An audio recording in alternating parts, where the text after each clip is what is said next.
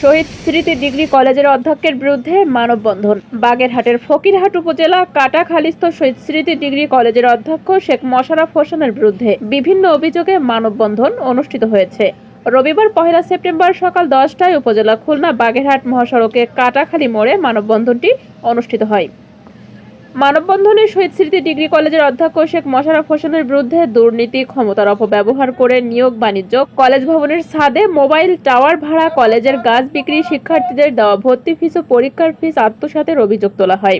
মানববন্ধনে বক্তারা অধ্যক্ষ শেখ মোশাররফ হোসেনের বিরুদ্ধে ওঠা অভিযোগ তদন্ত করে বিচারের সম্মুখীন করার দাবি জানানো হয়। এছাড়া বিভিন্ন মতের কারণে ওই কলেজের সহকারী অধ্যাপক মোহাম্মদ মোফাজ্জল হায়দারকে ষড়যন্ত্রমূলকভাবে চাকরিচ্যুত করার প্রতিবাদ ও চাকরিতে পুনঃবহাল করার আবেদন জানান।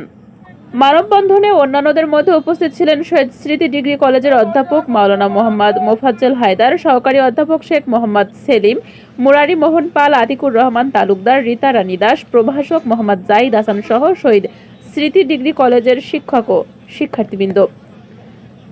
মোহাম্মদ হাফিজুর রহমান, ডাকবাংলা টিভি, বাগেরহাট।